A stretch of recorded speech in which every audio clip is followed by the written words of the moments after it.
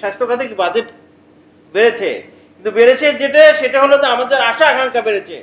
এই যে জুলাইয়ে যারা শহীদ হয়েছে, যারা আহত হয়েছে, তারা আমাদেরকে এমন একটা প্ল্যাটফর্ম সবাইকে দিয়েছে, আমরা আশা আকাঙ্ক্ষায় মানে বিরামহীন, সীমাহীন আশা আকাঙ্ক্ষা।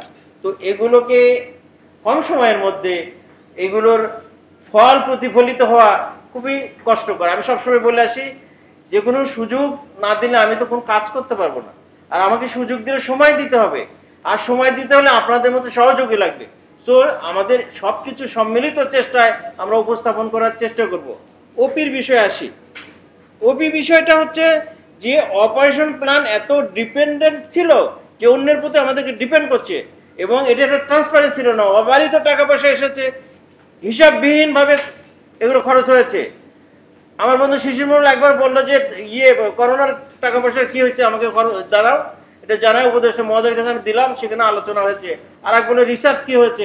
সো বিগত দিনের যে অ্যাকচুয়ালি অসামঞ্জস্যতা ছিল সেগুলোকে অ্যাকচুয়ালি বন্ধ করার জন্য এটা একটা চ্যালেঞ্জ বলবো, যে ইন্টারিম গভর্নমেন্ট স্পেশাল আমাদের বিশেষ সহকারী মহোদয় এবং উপদেষ্টা মহোদয়ের নির্দেশনায় ওপি থেকে আমরা বের হয়ে আসার চেষ্টা করছি। কিন্তু সঙ্গে সঙ্গে আমাদের ভাবতে হচ্ছে যে এসেনশিয়াল সেগমেন্ট যেগুলো অত্যাবশ্যকীয় যেগুলো সেবা, সেগুলো যেন কোনোভাবে বিঘ্নিত না হয়।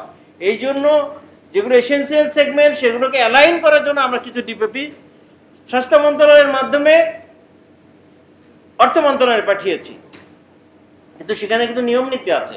আমরা এটা 2 বছরের জন্য পাঠাচ্ছি, কারণ আমরা মাঝপথে ছিলাম এবং এটা 1 বছর পার হয়ে গেছে। অনেক কর্মচারী বেতন পায় না, কিছু রেভিনিউ খাতে বেতন পায়। আমরা অ্যাকচুয়ালি নীতিগতভাবে ওপি থেকে বের হয়ে আসলে এটা টোটালি অ্যাবলিস্ট করা হয়নি। সো ম্যান পাওয়ার কিছু রয়ে গেছে, সেই ম্যান পাওয়ারের বেতন ভাতাদি সহ আমরা মন্ত্রণালয়ের ডিপিপির মাধ্যমে প্রস্তাব করেছি যে 2 বছরের জন্য এসেনশিয়াল সেগমেন্টগুলো আমরা স্বাস্থ্য অধিদপ্তর, স্বাস্থ্য মন্ত্রণালয়ের মানে সবসময় যে চলমান কর্মকাণ্ডের সাথে অ্যালাইন করা যায় কিনা।